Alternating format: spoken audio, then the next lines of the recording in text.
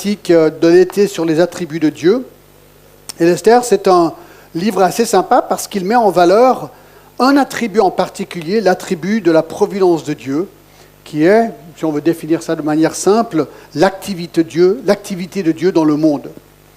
Et donc, c'est pour ça que j'ai intitulé le message, ou cette petite série, Esther et la providence ahurissante de Dieu, parce que cette providence, elle est vraiment extraordinaire. C'est vrai que la providence de Dieu, c'est la manière que Dieu opère toutes choses dans les détails et les circonstances de la vie. Et on voit aussi dans ce livre, non seulement les détails, mais le but, le grand objectif, c'est que Dieu préserve son peuple, toujours. Et là, il préserve son peuple de l'extinction. Littéralement, parce qu'il fallait que la première venue de Jésus-Christ vienne, il était juif, et que sa deuxième venue aussi. Donc, ça continue la préservation de son peuple. Mais dans le livre d'Esther, nous sommes donc en 490 avant Jésus-Christ, en Perse, dans la capitale de Suse. Il y a un roi. Ce roi s'appelle le roi Assuérus, ou en grec, on l'appelle Xerxès. D'accord ? Et alors, juste à titre de révision, dans le chapitre 1, nous apprenons que ce roi, Assuérus, organise un immense festin pour ses princes et ses dirigeants de ses 127 provinces, et un festin qui va durer 6 mois. Et ceci en préparation de son invasion de la Grèce, qui échouera. Ça, on l'avait vu les 2 dernières fois. Et ceci montre simplement au lecteur l'historicité du livre. Il est vraiment basé dans un contexte historique. Lors de ce festin, le roi appelle la reine Vashti à se présenter devant lui pour qu'il puisse montrer la beauté de la reine à ses invités. Alors, pour des raisons non expliquées, la reine refuse. Écoutez, pas une bonne idée, d'accord, de refuser l'ordre du roi. Le résultat est immédiat, elle est écartée du trône et il est décidé de trouver une nouvelle reine. Alors, dans le chapitre 2, la question se pose, comment trouver une nouvelle reine, puisque Vashti n'est plus là? Eh bien, la décision est prise d'organiser un concours de beauté. La gagnante est une jeune fille juive au nom d'Esther, et qui a un nom qui s'appelle Mardoché. Et à la fin du chapitre 2, nous apprenons qu'un jour, Mardoché apprend d'un complot par des eunuques du roi qui veulent assassiner le roi. Mardoché découvre ce problème. Ces deux sont arrêtés et sont mis à mort. Et le texte précise au chapitre 2 que cela fut écrit, donc le fait que Mardoché a sauvé la vie du roi, cela fut écrit dans les livres des chroniques en présence du roi. Donc le roi est maintenant bien sûr au courant de ce qui s'est passé. Et c'est à la fin de l'histoire, on oublie après ça ce qui se passe. Ça reviendra. Au chapitre 3, que nous avons vu encore la semaine dernière, nous sommes introduits à un nouveau personnage, Haman. Haman qui est promu Premier ministre. Et la tradition était que tous devaient fléchir le genou au Premier ministre par respect. Mais Mardoché, donc l'oncle d'Esther, refuse. Refuse de plier le genou. Pourquoi? Eh bien parce que le texte nous dit que Haman était un Agagite, ou Agagite, dont la descendance était ennemi acharné des Juifs depuis l'époque de Moïse, et dont Dieu avait décrété la destruction, mais en vain, à cause de la désobéissance du roi Saül. Donc, Haman, descendant des Agagites, est rempli de haine pour les Juifs. Et Mardoché ne pouvait pas, avec bonne conscience, donc Mardoché le Juif, plier le genou devant cet homme. Alors c'est maintenant Haman qui se met dans une colère folle et décide non seulement de faire exécuter Mardoché qui refuse de plier le genou devant lui, mais il décide de détruire tout le peuple juif dans le royaume. Haman tire au sort pour déterminer la date du génocide des Juifs, et la date tombe environ 11 mois plus tard. Et alors, une fois que la date est choisie, Haman doit quand même demander la permission au roi, Assuérus. Donc, il va discuter avec le roi et persuade le roi Assuérus de signer le décret du génocide de ce peuple, sans jamais lui dire qu'il s'agissait des Juifs. Très important. On verra pourquoi dans un petit moment. Le roi signe. Il faut savoir que la loi des Mèdes et des Perses était considérée irrévocable, dans le sens que cela prenait tellement longtemps pour les lois d'être promulguées dans le pays que de les changer était hyper compliqué et prenait encore plus de temps sans aucune garantie du résultat.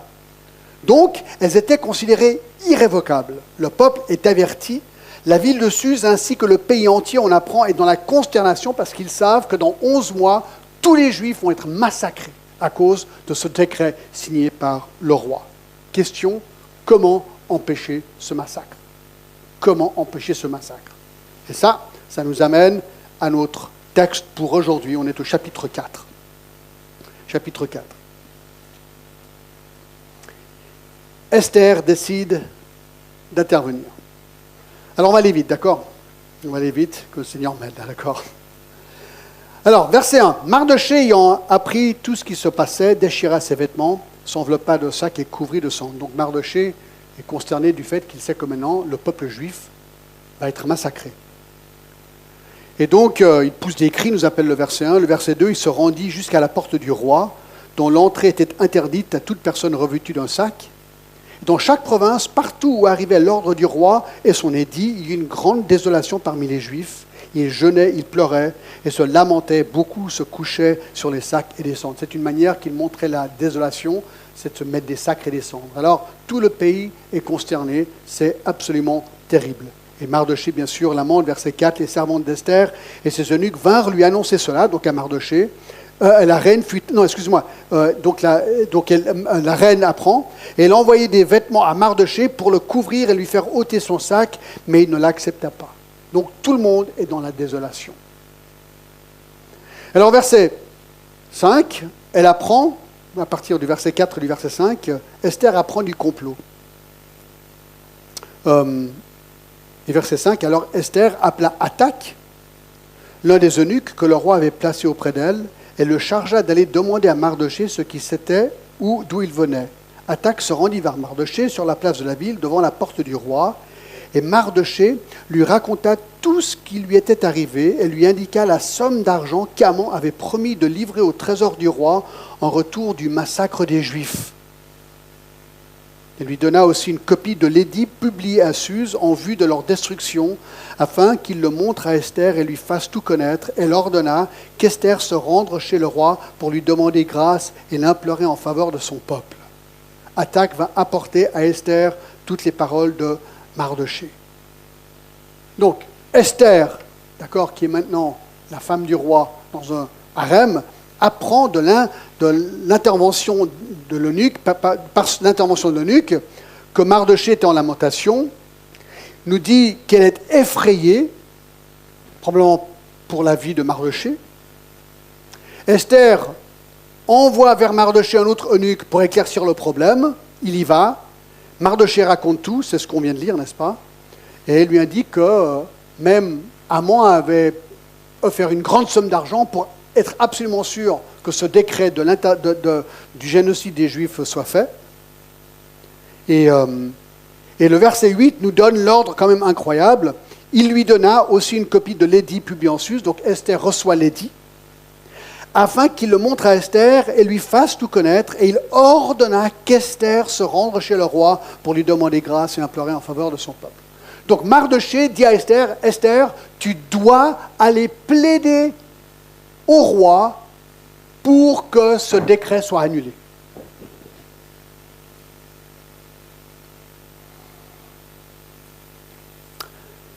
Alors bien sûr, quelle est la réaction d'Esther? Verset 10, elle a peur. Esther chargea d'Hathach d'aller dire à Mardochée, tous les serviteurs du roi et le peuple des provinces du roi savent qu'il existe une loi portant peine de mort contre quiconque, homme ou femme, entre chez le roi dans la cour intérieure sans avoir été appelé, celui-là seul a la vie sauve, à qui le roi retend le sceptre d'or. Et moi, je n'ai point été appelé auprès du roi depuis 30 jours. Alors, les monarques perses, comme la plupart des rois du temps, étaient protégés des visites non voulues, sinon tout le monde viendrait sans arrêt. Et donc, Esther rappelle à Mardochée qu'elle ne pouvait pas, même en tant que reine, tout simplement frapper à la porte ou juste rentrer pour aller voir son mari. Elle n'a pas le droit. Vous dites c'est un peu étrange, non? C'était la loi, d'accord? Et en plus, c'était un acte de peine de mort. Donc si elle rentrait chez le roi sans avoir été appelée, il pouvait la mettre à mort, tac comme ça. Alors il fallait simplement penser à Vashti, d'accord? Si tu n'obéis pas au roi, ça peut avoir des conséquences drastiques. Et alors il avait un sceptre d'or, et alors quand quelqu'un rentrait, tac, c'est bon, tac, c'est pas bon, tu pars. C'est comme ça que ça marchait. Alors elle dit, écoute, Mardochée, c'est pas si simple d'aller voir le roi. Moi, ma vie est en danger. Si j'y vais sans qu'il m'appelle, ben moi, c'est peut-être la fin de ma vie, quoi. Alors on se met un petit peu dans la position de Esther, c'est pas évident. Alors lorsque les paroles d'Esther eurent été rapportées à Mardochée, verset 12, Mardochée fit répondre à Esther, alors ça c'est intéressant, ça c'est vraiment les paroles incroyables, ne t'imagine pas que tu échapperas seul d'entre tous les Juifs parce que tu es dans la maison du roi, car si tu te tais maintenant, le secours et la délivrance surgiront d'autre part pour les Juifs, et toi et la maison de ton père vous périrez. Et qui sait, ce n'est pour un temps comme celui-ci que tu es parvenu à la royauté. Alors il dit, écoute Esther, je comprends ta situation, elle est délicate. Ça c'est sûr et certain. Mais, et ça c'est très bonne logique, ne pense pas que tu échapperas à la mort. Parce que, ou bien, si le décret continue et le massacre et le génocide a lieu, ils vont découvrir que tu es juive et tu mourras en tant que juive. Mais, si tu vas voir le roi et tu meurs parce que tu n'as pas été appelé, ben, de toute façon, tu es morte. Donc, quel est ton choix? Mort ou mort? Alors, choisis la manière que tu veux mourir quelque part. C'est un peu ça. Ou bien, dans la grâce de Dieu, il va trouver une autre solution.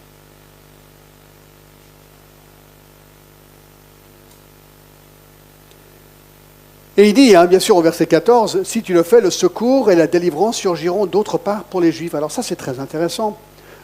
Parce Mardochée sait que Dieu va sauver les Juifs, point à la ligne. Comment est-ce qu'il le sait? Parce qu'il connaissait Genèse 12.3. Dans Genèse 12.3, la promesse faite à Abraham, il est dit ceci.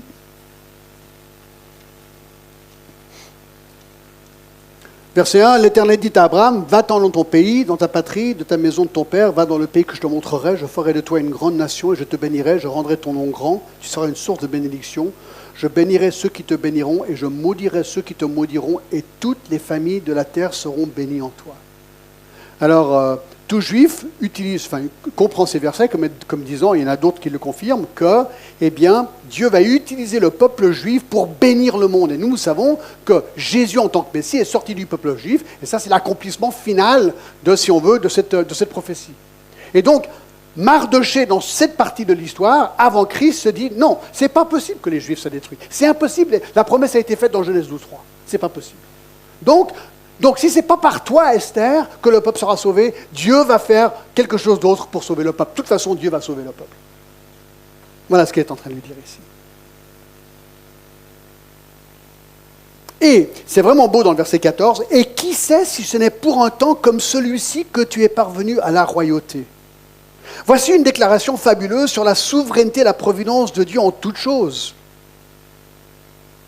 En rétrospective, Mardochée est en train de se dire, maintenant, voilà, est-ce que c'est pour cela que Dieu a élevé Esther dans cette position absolument incroyable? Il va se dire, mais comment est-ce possible?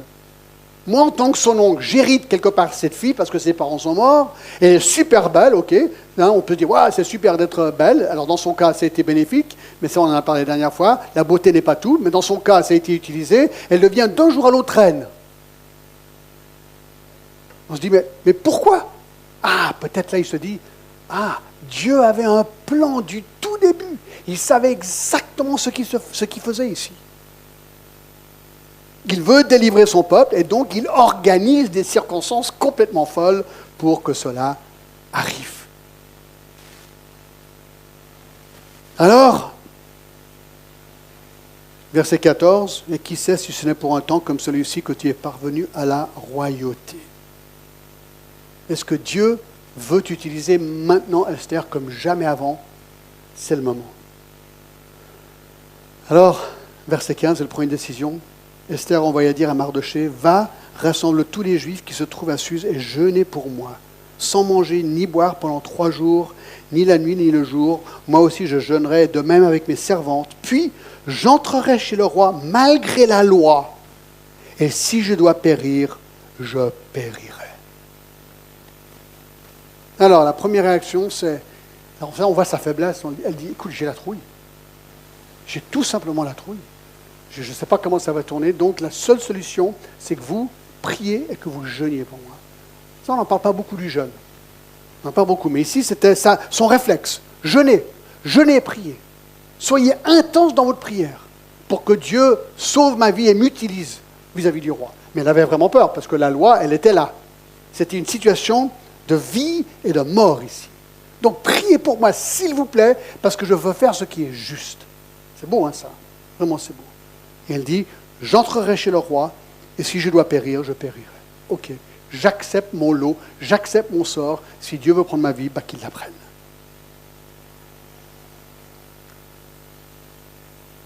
Mardochée s'en alla et fit tout ce qu'Esther lui avait ordonné.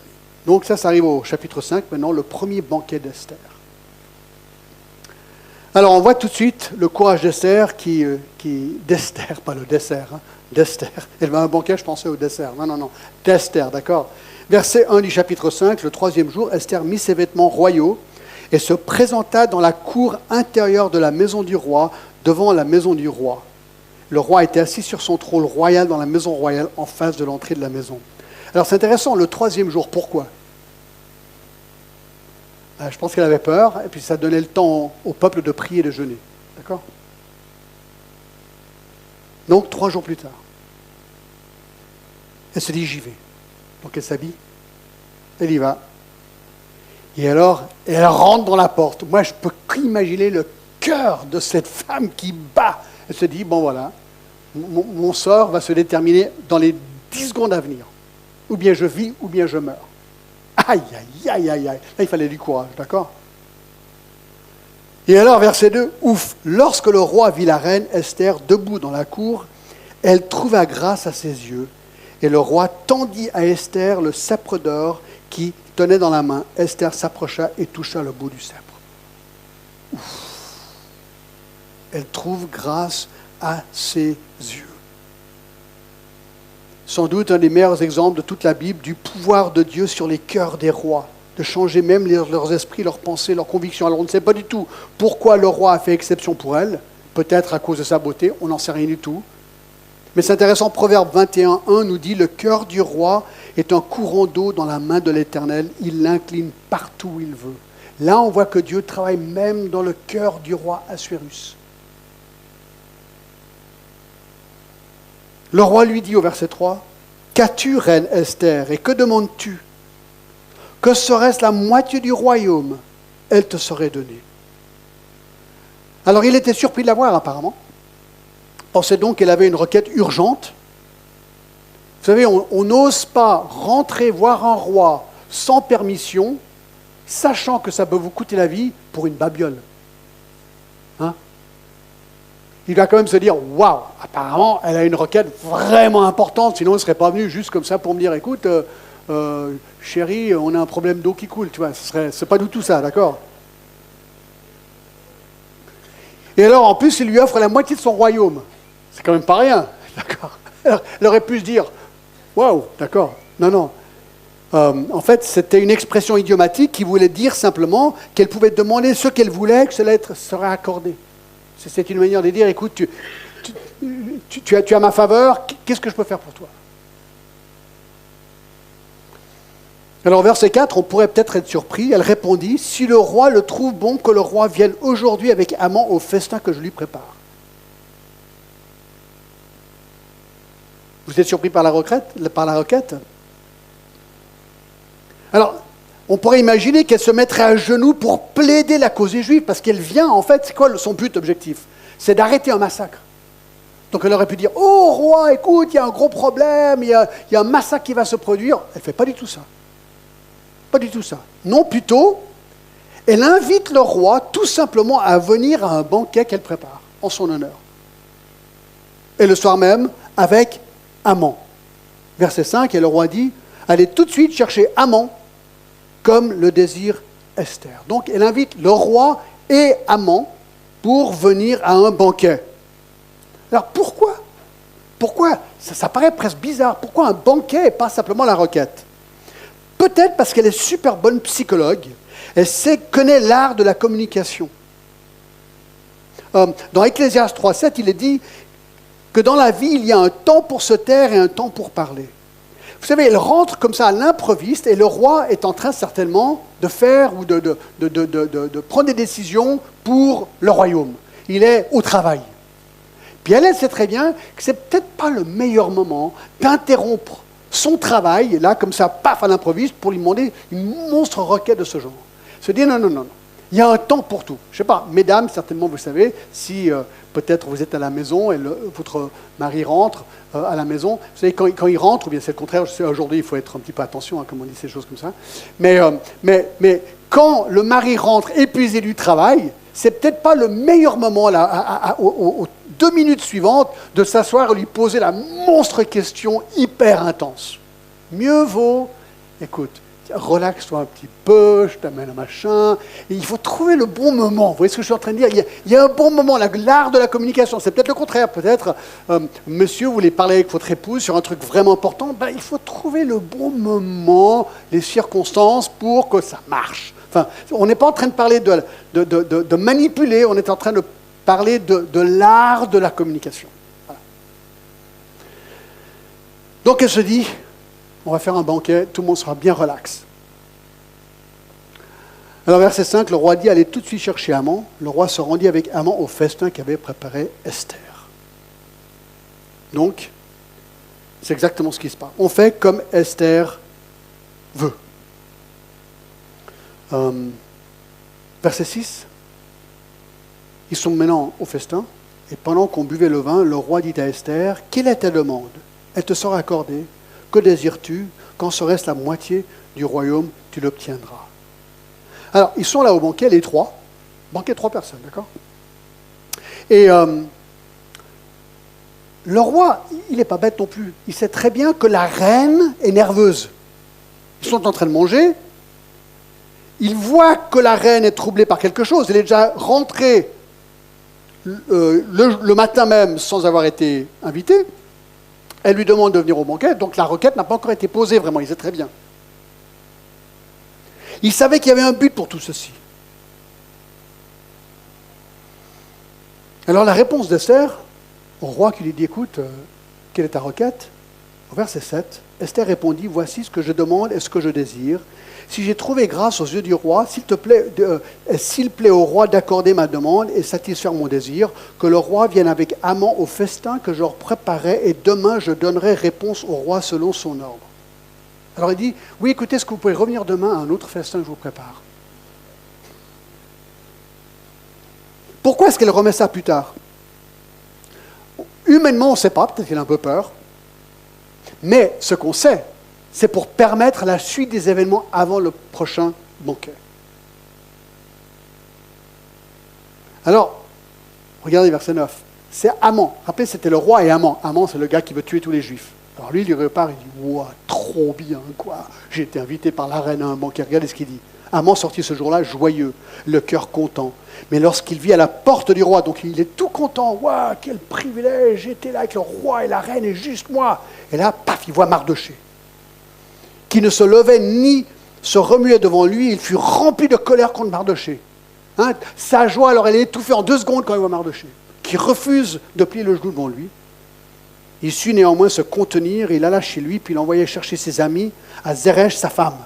Haman leur parla de la magnificence de ses richesses, du nombre de ses fils et de tout ce qu'avait fait le roi pour l'élever en dignité, du rang qu'il lui avait donné au-dessus des chefs et des serviteurs du roi. Et il ajoutait, « Je suis même le seul que la reine Esther ait admis avec le roi au festin qu'elle avait fait, et je suis encore invité pour demain chez elle avec le roi. » Waouh! Alors là, il se vante. Waouh! Regardez! J'ai été élevé, incroyable. Incroyable. Il se vante. Au verset 13, il est quand même irrité par ce Mardochée.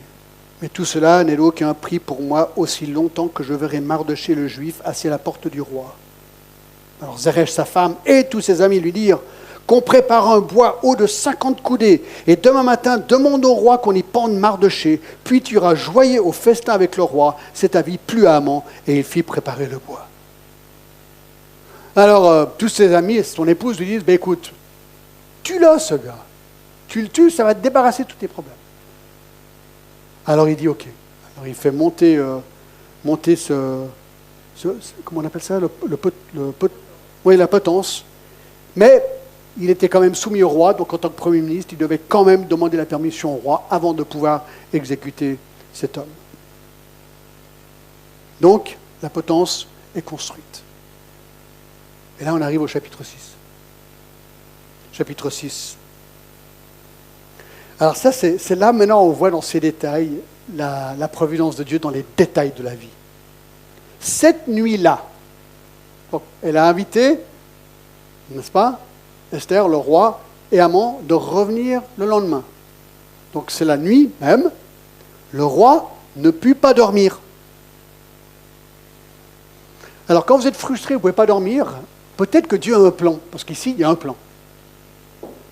Et il se fit apporter les livres des annales, les chroniques, et on lui lut devant le roi. Alors il s'est dit, bon, la meilleure manière de m'endormir, c'est de faire ramener les livres les plus non intéressants que je peux imaginer avoir. Et donc, il fait apporter les livres des annales, des chroniques, tous les trucs qui se passent. Et alors, on commence à lui lire. Alors, c'est intéressant. Haman, lui, dort tranquille. Il est tout content, lui. Le roi, il n'est pas tranquille du tout. Et alors, parmi tous les livres qu'il aurait pu choisir, il tombe sur le livre qui va changer l'histoire du peuple juif. Au verset 2, et l'on trouve à écrit, donc c'est intéressant que dans ce livre, je pense que c'est un gros livre, peut-être en rouleau, on tombe sur ce qui est noté ici, verset 2, et on trouve à écrit ce que Mardochée avait révélé au sujet de Bigtan et de Teresh, les deux eunuques du roi, gardes du seuil, qui avaient voulu porter la main sur le roi Assuérus. Donc là, il est à moitié endormi, lisez-moi, il lit, et tout d'un coup, il entend de ce complot qui avait été orchestré contre lui par ces deux eunuques. Et le roi dit, verset 3, tout d'un coup, il se réveille, il se dit, attends, ah ouais, je me rappelle de ce complot, parce qu'il en avait eu connaissance, bien sûr. Quelle marque de distinction et d'honneur Mardochée a-t-il reçu pour cela? Donc, dans le livre, il a été noté, Mardochée a découvert le complot par ces deux eunuques, l'a révélé, les deux eunuques ont été tués. Vous vous rappelez, ils ont été la peine de mort pour ça. Et alors, le nom de Mardochée est écrit, et le roi dit, mais attendez voir, parce qu'ils avaient toujours l'habitude d'honorer ceux qui avaient aidé le roi. Alors il dit, mais quelle marque de distinction et d'honneur est-ce qu'on a donné à cet homme? Il n'a rien reçu, répondirent ceux qui servaient le roi. Rien.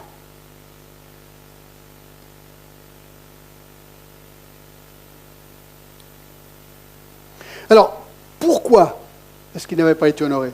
On ne sait pas. Est-ce que c'était une erreur bureaucratique qui avait négligé d'honorer Mardochée? Ou certainement la main de l'Éternel qui voulait que cet incident arrive comme ceci?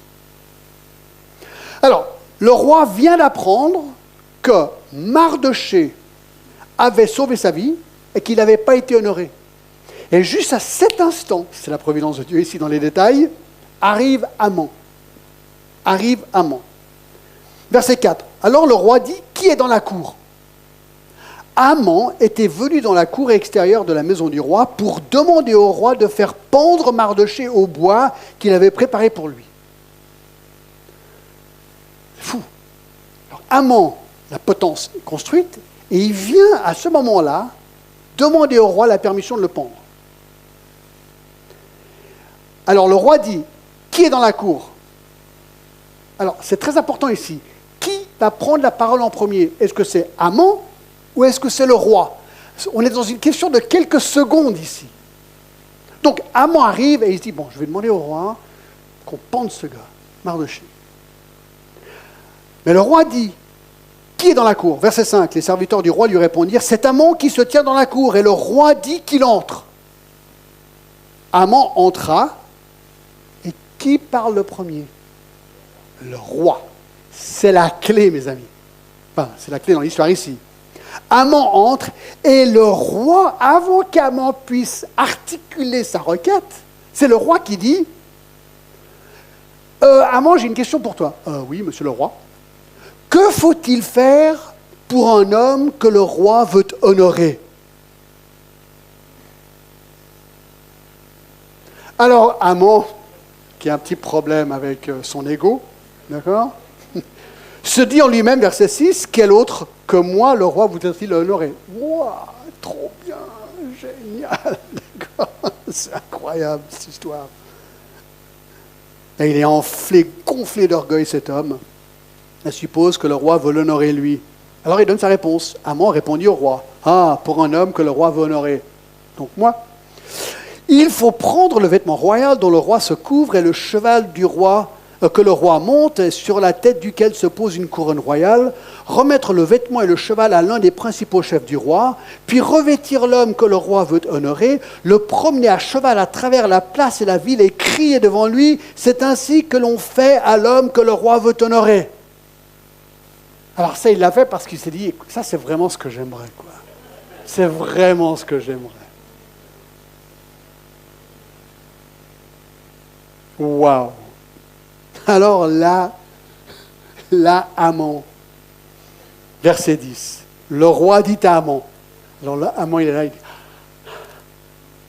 prends tout de suite le vêtement et le cheval, comme tu l'as dit, et fais ainsi pour Mardochée le Juif,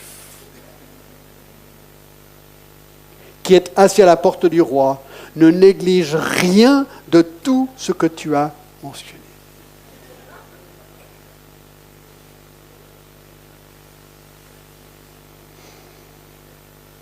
Alors là, ça c'est le monde, le monde qui se tourne à l'envers dans sa vie, quoi. Il n'avait aucun autre choix, verset 11, et Haman prit le vêtement et le cheval et revêtit Mardochée et le promena à cheval à travers la place de la ville et il cria devant lui, c'est ainsi que l'on fait à l'homme que le roi veut honorer. Mardochée retourna à la porte du roi et Haman se rendit en hâte chez lui, désolé et la tête voilée. Alors Haman, il est obligé de faire ce que le roi a dit. C'est le pire jour de sa vie, quoi. Et alors, son humiliation, elle est totale. Au verset 12, il va chez lui. Et là, il veut même... Enfin voilà, ils sont là. Alors tous les gens sont là, verset 13. Haman raconta à Zeresh, sa femme, et à tous ses amis, tout ce qui lui était arrivé. Et ses sages, et Zeresh, sa femme, lui dirent, si Mardochée, devant lequel tu as commencé de tomber, est de la race des Juifs, tu ne pourras rien contre lui, mais tu tomberas devant lui. Alors ils disent, Haman, t'es cuit. T'es fini, Haman. T'es complètement fini. Et, dans la providence de Dieu, dans tous les détails et le minutage, verset 14, comme il lui parlait encore, les eunuques du roi arrivèrent et conduirent aussitôt Haman au festin qu'Esther avait préparé. Donc maintenant, ils partent pour le deuxième festin. Et il fallait, dans la providence de Dieu, que tous ces événements entre le premier et le festin aient lieu. Chapitre 7. D'accord ? Et on va terminer à l'heure, c'est presque. Incroyable. Le second banquet d'Esther. Verset 1, le roi et Haman allèrent au festin chez la reine d'Esther. Donc, ils sont de nouveau trois au festin. Esther, le roi, Assuérus et Haman.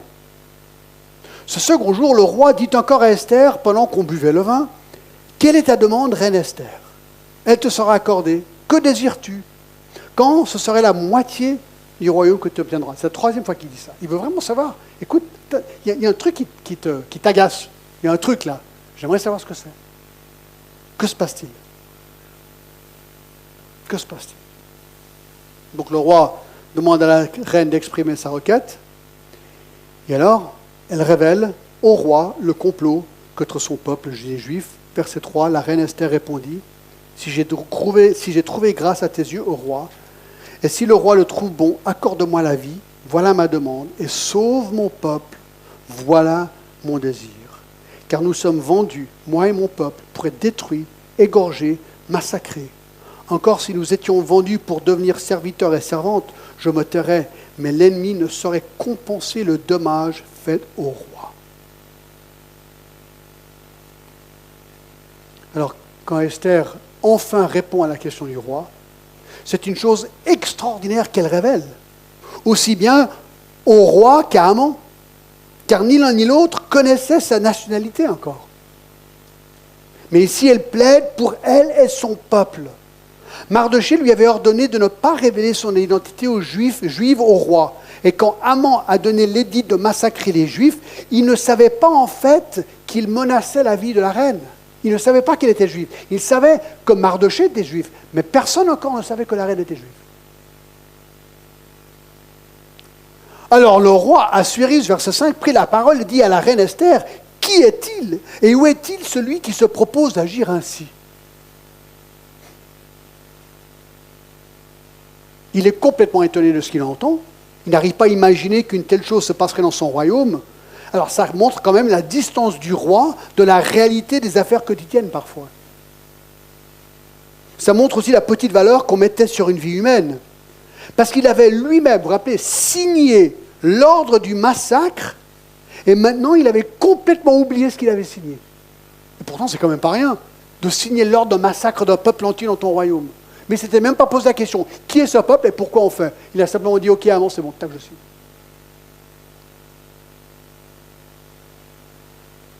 Alors la chose qui le fâche maintenant est le fait que la reine est menacée.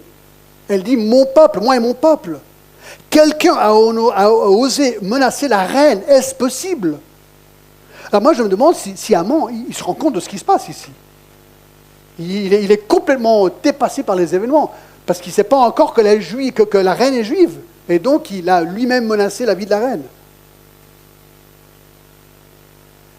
Alors, chapitre 7, verset 6, elle accuse tout simplement Haman. Esther répondit, l'oppresseur, l'ennemi, c'est Haman, ce méchant-là.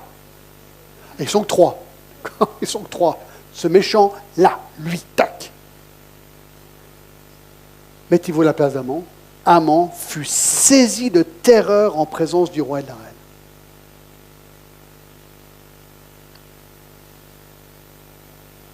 Le roi se met en colère, verset 7, et le roi, dans sa colère, se leva et quitta le festin pour aller dans le jardin du palais. Certainement pour se calmer.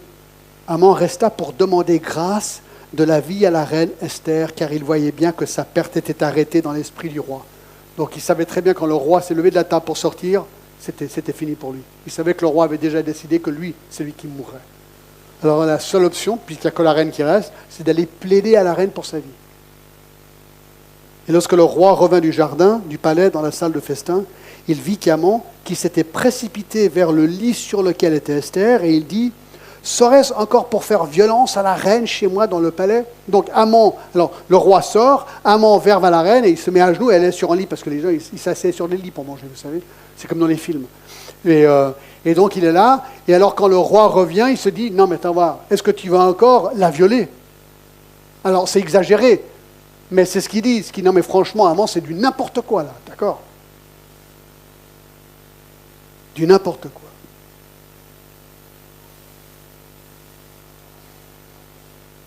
Et alors, il est en train de plaider pour sa vie, Haman. Et dès que cette parole fut sortie de la bouche du roi, on voit là le visage d'Haman. Donc, lorsqu'il a dit, est-ce que tu vas encore violer la reine? Ben là, c'était la fin, il savait très bien.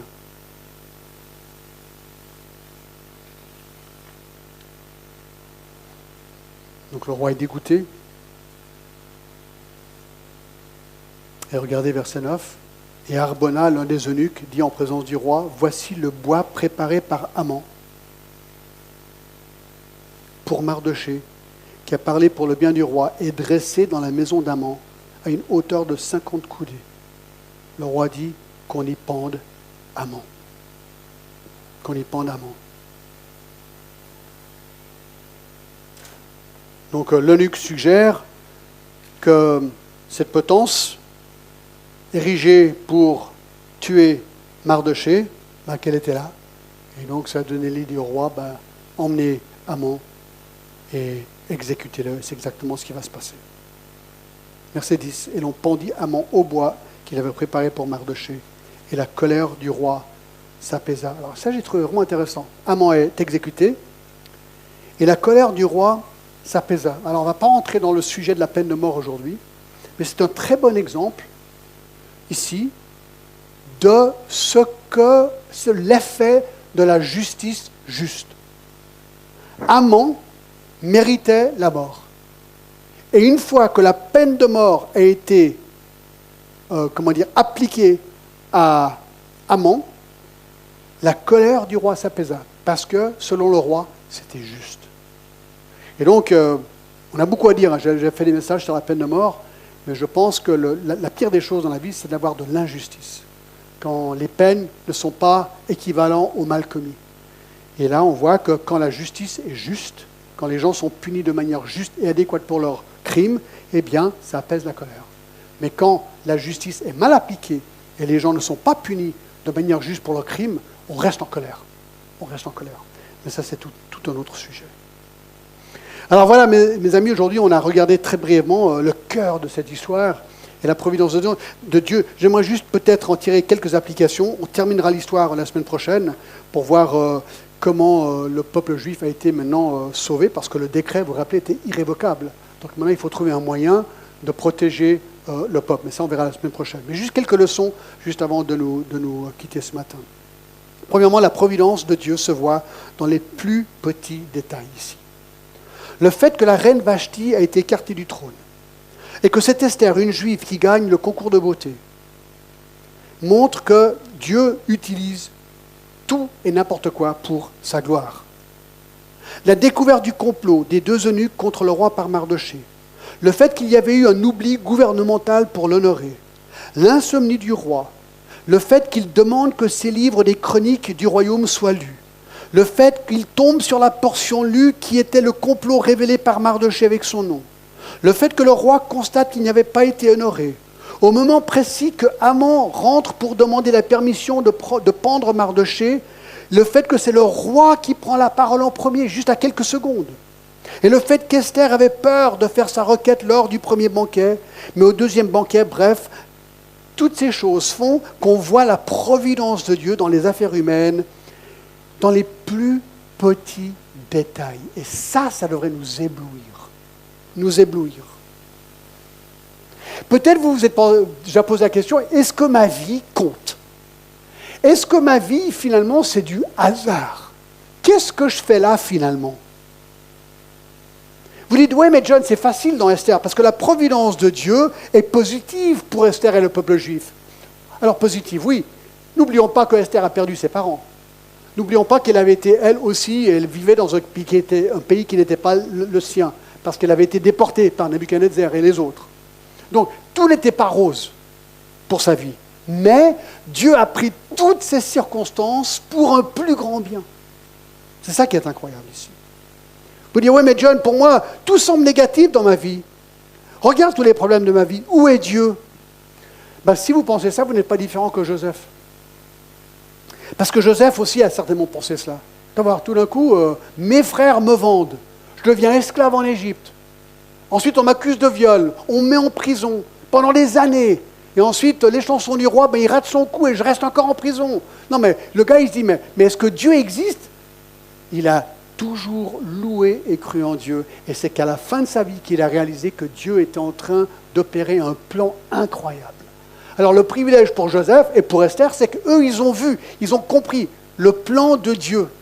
Tout le monde ne comprend pas le plan de Dieu. Peut-être ce sera après notre mort. Dieu, dans sa majesté, accomplit son plan dans chacune de nos vies.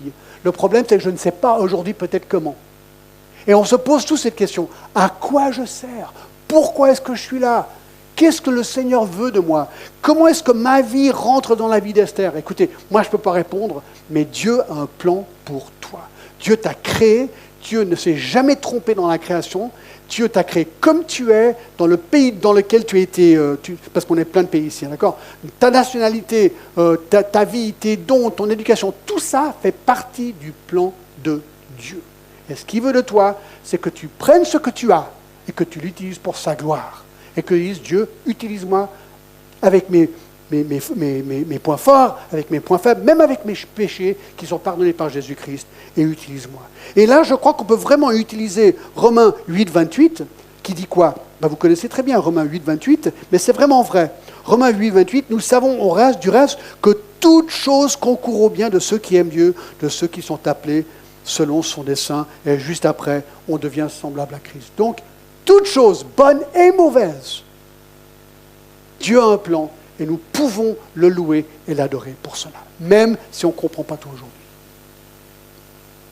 Deuxième chose, nos petites décisions, justes mais aussi mauvaises, peuvent avoir un impact énorme, même lorsqu'elles sont mal comprises. Mardochée refuse de plier le genou devant Haman. Dieu a utilisé cela pour sa gloire.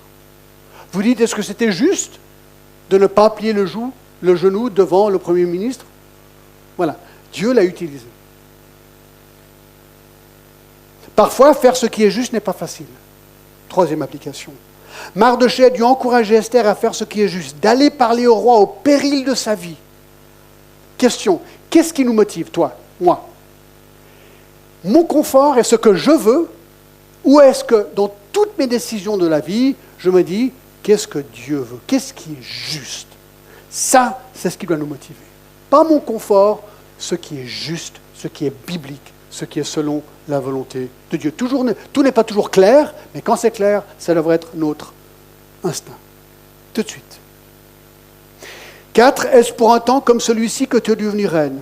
De nouveau, pourquoi suis-je qui je suis? Pour la reine, c'était à ce moment précis. Waouh! Je peux changer le destin d'un peuple par ma décision. Donc Dieu veut que nous prenions des bonnes décisions pour sa gloire. Et finalement, Esther n'hésite pas à demander prière et jeûne. Elle se sent faible. Elle a besoin des autres. Et c'est là où je pense que nous devons, les uns et les autres, prier les uns et les autres. On a besoin de nous. Nous avons besoin les uns des autres. Exactement, d'accord? Et on a besoin de prier les uns pour les autres. Et donc, vraiment, n'hésitez pas à aller demander à quelqu'un de prier pour vous. Quoi. Vraiment. Et quand on dit, oui, je vais prier pour toi, notez-le, d'accord? Moi, j'ai une petite liste de prières, tac, je note, et comme ça, je sais que je ne vais pas oublier de prier pour ces gens. Alors voilà, il y a beaucoup d'autres applications, mais j'espère que celle-ci nous encourage pour aujourd'hui.